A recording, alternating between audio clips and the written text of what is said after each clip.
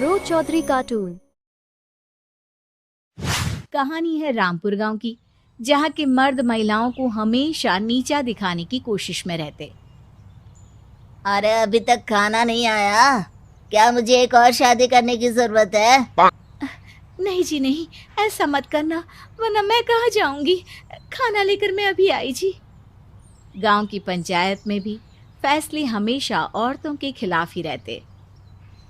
मैं जो फैसला सुनाता हूँ वो भगवान की आज्ञा होती है। इस लड़के ने अपने मन से शादी करके अच्छा नहीं किया। लड़के को घर भेज दो और इसकी शादी इसकी जाति की किसी लड़के से करवा दो। लेकिन ये लड़के, इसे तो गांव के बाहर निकाल दो। नहीं नहीं जमींदार साहब, ये क्या बोल रहे हैं? ऐसा नहीं हो सकता। मेरी बेटी मासूम है, इसे अच्छे बुरे की समझ नहीं है। अरे कहाँ जाएगी ये बेचारी? कहाँ जाएगी? इतनी चिंता है तो पूरे परिवार का गांव निकाला कर देते हैं।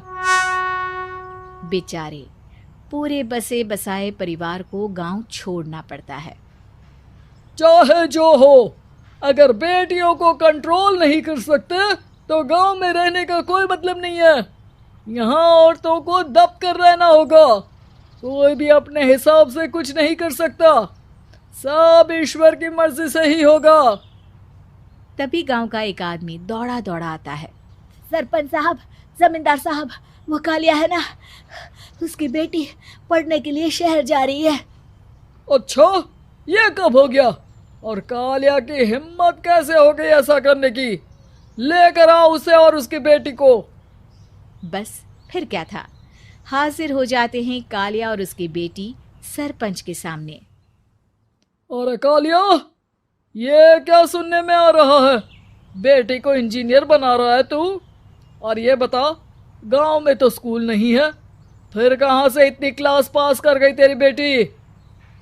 राधा, जो कि कालिया की बेटी है, उसे लगता है कि सरपंच उसकी तारीफ कर रहे हैं।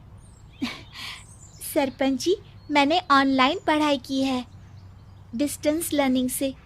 सभी में मैंने अच्छे नंबर पाए हैं, जिसे देखते हुए शहर की इंजीनियरिंग कॉलेज में मुझे स्कॉलरशिप मिली है। वाह जी वाह, क्या होती है ये? पहले तो ये बताओ, फिर आगे की बात करते हैं। पूरा गांव राधा की बात सुन रहा था और राधा बोलती जा रही थी। तो ऐसे मैं फ्री में एक अच्छी शिक्षा लेकर गांव में जो कुछ परेशानियां हैं, जैसे बिजली, पानी और इंटरनेट जैसी समस्याओं के लिए काम करूंगी। मैं गांव को शहर से जोड़ने के लिए पुल का निर्माण करवाने का प्रस्ताव रखूंगी। मुझे पूरी उम्मीद है कि जल्द ही हमारा गांव भी तरक्की की राह पर चल पड़ेगा। राधा की बात सुनकर सारे गांव वाले ताली बजाने लगते हैं। सरपंच को समझ नहीं आता कि वो क्या करे। चुप रह नादान लड़की, गांव के खिलाफ जाने के लिए तुझे गांव से बेदखल कर दिया जाएगा, वो भी पूरे परिवार के साथ। और हाँ, अगर ठीक से गांव में रहना चाहती है तो ये पढ़ाई लिखाई छोड़ दे। हम तेरे लिए गांव का कोई होनहार लड़का देखेंगे। तभी गांव का एक आदमी बोल पड़ता है। अरे नहीं नहीं सरपंच जी, राधा बिटिया जो बता रही है, अगर वैसा हो जाए तो हम लोगों को पैसा कमाने के लिए बाहर नहीं जाना पड़ेगा। हाँ जी, और ना ही कोसों दूर पानी के लिए भटकना पड़ेगा। हमारे बच्चे भी अच्छी पढ़ाई कर सकेंगे और आगे बढ़ेंगे, ना कि हमारी तरह खेती करते बैठेंगे। क्यों गांव वालों, राधा बिटिया का साथ देना चाहिए ना। सरपंच देखता है कि गांव राधा के साथ है तो वो चुप हो जाता है। वो घर आकर अपने सलाहकार से बात करता है, जो बहुत ही चालाक किस्म का इंसान होता है। अरे सरपंच साहब, आपको बहुत ही होशियारी से काम लेना पड़ेगा। एक बार गांव तरक्की कर गया, यहाँ के बालक पढ़ लिए तो कोई ना पूछेगा आपको। और फिर ये जो बेटा और बेटी है ना आपके, इनको भी आम लोगों की तरह ही जीवन जीना होगा। हाँ, लेकिन करे तो क्या करे? वो ना आप मुझ पर छोड़ दीजिए, बस मैं जैसा बोलूं करते जाइए। अगले रोज सुबह जब गांव वाले सोकर उठते हैं तो राधा के घर के बाहर और साथ ही वो लोग जिन्होंने राधा का सपोर्ट किया था उनके घर के आगे लाल रंग से कल आऊंगी लिखा होता है। कल आऊंगी, यह क्या होता है? अरे यह तो खून से लिखा है, लगता है कोई भूत प्रेत या चुड़ैल का साया है। चलो सरपंच जी के पास चलते हैं। सभी सरपंच के पास जाकर उसे सारी बात बताते हैं। अरे ये तो बड़ी मुश्किल की बात है। चलो मैं एक बाबा को जानता हूँ, उन्हें बुला लेता हूँ। सरपंच बाबा को लेकर गांव के घर के बाहर जाता है।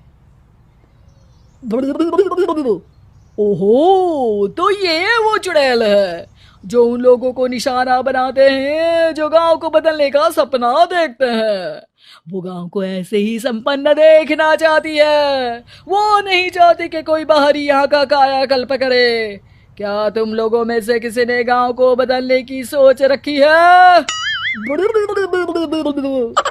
तभी राधा की माँ रोते रोते आती है। मेरी राधा घर से गायब हो गई है। अरे कोई तो बचाओ, मेरी बच्ची कहाँ गई?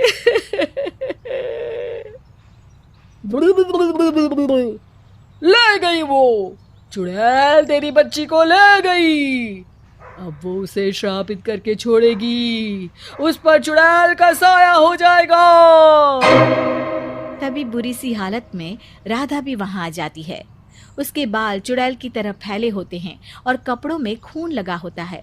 सभी राधा को देखकर डर जाते हैं। माँ, पता नहीं मुझे कौन उठा कर ले गया था। अरे दूर दूर हो जा चुड़ैल, अब हम लोग इस गांव में नहीं रुकेंगे। अरे कैसे बातें कर रहे हैं आप? कल तो आप मेरे भरोसे गांव का हुलिया बदलने, अपने बच्चों को पढ़ाने और तरक्की उन्नति की बात कर रहे थे, तो आज क्या हो गया आपको? ये फिर तुम लोगों को बहकाएगी।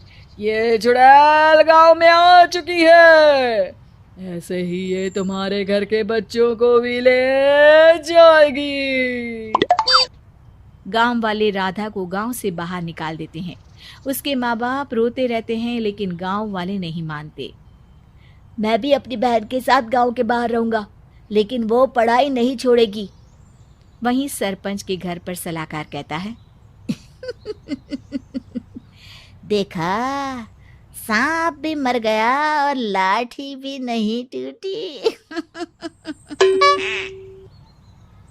लेकिन अगले ही दिन सरपंच के घर के बाहर भी वही शब्द लिखे होते हैं और फिर सरपंच की बीवी कहती है, हमारी बेटी को किसी ने अगवा कर लिया है। तभी राधा का भाई वहां आ जाता है। अरे गांव वालों, मैंने सरपंच जी की बेटी को देखा था। वो चुड़ैल उसे उठाकर ले जा रही थी। अरे क्या मजाक कर रहे हो? नहीं नहीं सरपंच जी, आप नहीं जानते।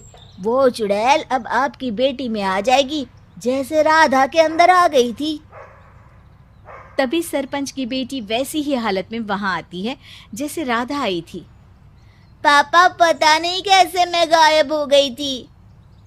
चुड़ैल, इसके अंदर भी चुड़ैल का साया है, मारो इसे। अरे नहीं नहीं, इसे भी राधा के पास गांव के बाहर ही भेज दो।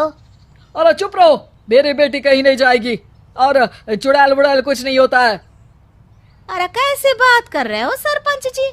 आप तो बोल रहे थे कि आपका फैसला भगवान का ज्ञान होता है, तो अपने पर बात आई तो अब आप ऐसे बोल रहे हैं। अरे ना ना ना, आपको अपनी बेटी को त्यागना ही होगा। अरे बुलाओ बाबा को। राधा का भाई बाबा को ले आता है, जिसे अब गांव वालों के डर के कारण सच बोलना पड़ता है। मैं कोई बाबा नहीं हूँ, मैं तो मोची था। ये सलाहकार महोदय ने मुझे कहा था एक्टिंग करने को। अब वो मुझे पैसे देने वाले हैं। अब मुझे माफ कर दो। गलती हो गई, मुझे माफ कर दो। तभी वहां राधा आ जाती है। देखा सरपंच जी, जब गांव के बच्चे साक्षर होंगे तो आप जैसे लोगों की चालाकी नहीं चलेगी। कपड़े धोने वाली बहू। शादी के पहले से ही विभा को कपड़े धोने का बड़ा शौक था। कभी नल के नीचे तो कभी तालाब के पास। अरे मेरी नीली वाली लुंगी नहीं दिख रही है। विभा की अम्मा, कहाँ रखी है लुंगी? अरे वो तो विभा ने परसों ही धोकर रखी थी आपकी अलमारी में। देखो वहीं होगी। वो ना मैंने आज धो दी, मुझे लगा कि गंदी हो गई होगी। अरे कैसे गंदी हो गई थी, उसे तो मैंने पहना भी नहीं। हे भगवान, इस लड़की के कपड़े धोने की आदत से परेशान हो गया हूँ मैं। जितना तो घर में राशन नहीं आता, उससे कहीं ज्यादा डिटर्जेंट पाउडर का खर्चा है। इसकी शादी करवा दो, शादी। जाए अपने घर में ही करे काम, फिर चाहे घर के कपड़े धोने हो या पूरे गांव के। हाँ ठीक बोल रही हो, देखता हूँ मैं कोई लड़का। वो दिन भी आ जाता है जब विभा को देखने लड़के वाले आ जाते हैं। लड़की मुझे अच्छी लगी। होने वाली सास कहती है, बेटी अगर कुछ पूछना है तो पूछ लो। वैसे तो हमारी लड़की बहुत ही शर्मीली है, जो बोल दो वो मान लेती है, इसे क्या पूछना होगा। अरे कैसी बात कर रही हो माँ, मुझे इन लोगों के घर रहना है, सवाल तो कई है। हाँ हाँ बेटा, पूछ लो ना, क्या पूछना है। आप लोगों के घर कपड़े कौन धोता है? सास का मुंह बन जाता है। देखो, अगर तुम ये कहना चाहती हो कि तुम्हें कपड़े धोने नहीं आते तो सुन लो, कपड़े मैं ही धोती हूँ, लेकिन तुम्हारे आ जाने के बाद मैं रुमाल तक नहीं धोऊंगी। अरे चुप रहना भाग्यवान, बहू बेचारी घर आई नहीं, उसे डराना शुरू कर दिया। वो क्या है ना बिटिया, अभी तक तो ये कल्लू की माँ ही धोती थी, लेकिन अब तुम्हारे पापा तो दहेज में वॉशिंग मशीन देंगे ही। तभी विभा की माँ बोल पड़ती है, सवाल भी पूछा तो क्या। वैसे भाई साहब, मशीन की तो फिर भी कपड़े धोने की कैपेसिटी होती है। मतलब जो बिटिया दे रहे हैं ना विभा, इसे कपड़े धोने का बहुत शौक है। ये आप लोगों के क्या, आस पड़ोस गांव मोहल्ले सबके कपड़े धो दे और उफ तक ना करे। बाहर देखा नहीं आपने कितने कपड़े सूख रहे हैं, सब हमारी बिटिया ने ही तो धोए हैं। बस भी करो ना माँ, शर्म आ रही इतनी तारीफ सुनकर।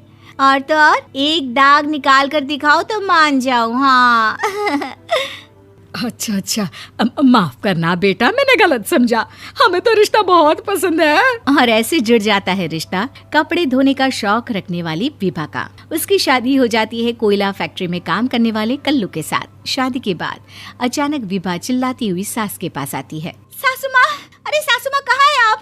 ये तो धोखा है, धोखा दिया आप लोगों ने मुझे। इसे ससुर के चक्कर के बारे में पता चल गया। अरे तो उसमें तुझे क्यों धोखा मिला है? अरे नल में पानी नहीं आता, कपड़े कैसे कब धुलेंगे? अच्छा, तू पानी नहीं आ रहा उसकी बात कर रही है। तो आपने क्या सोचा? कुछ नहीं।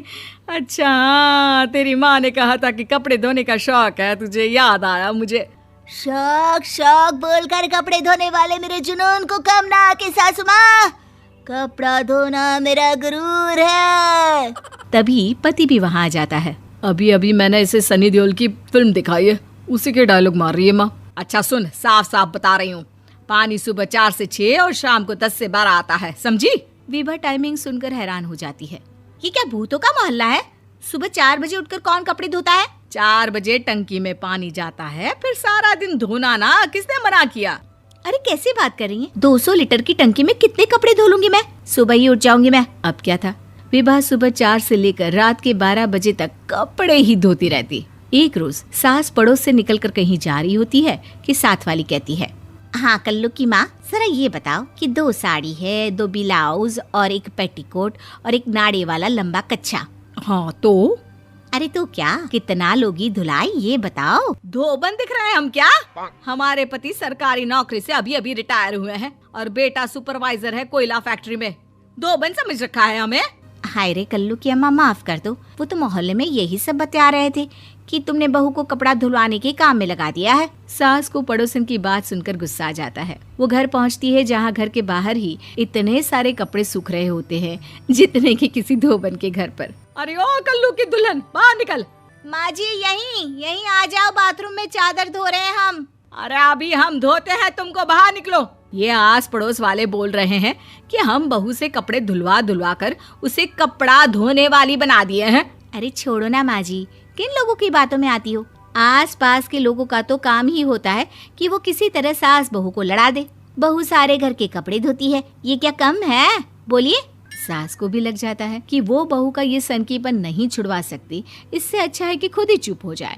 एक रोज सास और बहू मंदिर जाते हैं, जहाँ सास की साड़ी वहाँ खड़ी भीख मांगने वाली से मिलती है। माँ जी क्या बात है, आपकी साड़ी उस भिखारन से कितनी मिल रही है ना? हाँ देखो तो दोनों की साड़ी मिल रही है। क्या बात है कल्लू की अम्मा, तुम खुद को तो अफसर की बीवी बताती हो और ऐसी सिंपल सी प्लेन साड़ी पहनकर घूमती हो। सिंपल और प्लेन नहीं है ये साड़ी। तो क्या सोने के धागे से फूल बने हैं, कुछ भी सासू माँ, कुछ भी। हाँ, बने थे इस साड़ी में सोने के धागे से फूल। मेरे पति लेकर आए थे मद्रास से स्पेशली मेरे लिए 10,000 की। ताहे भाई साहब इस भिखारन के लिए भी सेम टू सेम साड़ी लेकर आए होंगे 10,000 की। सास उस वक्त तो कुछ नहीं कहती, लेकिन बहू के साथ घर आती है और अलमारी से एल्बम निकाल कर लाती है। ये साड़ी देख रही है, ये वही साड़ी है जिसे मैंने अभी पहना था। इस साड़ी में ये जो चमकदार फूल दिख रहे हैं ना, ये सोने के धागों से काढ़े गए हैं। लेकिन तू लोकल वॉशिंग मशीन ब्रश से घिस घिस कर सारे फूलों को निकाल कर साड़ी प्लेन कर दी।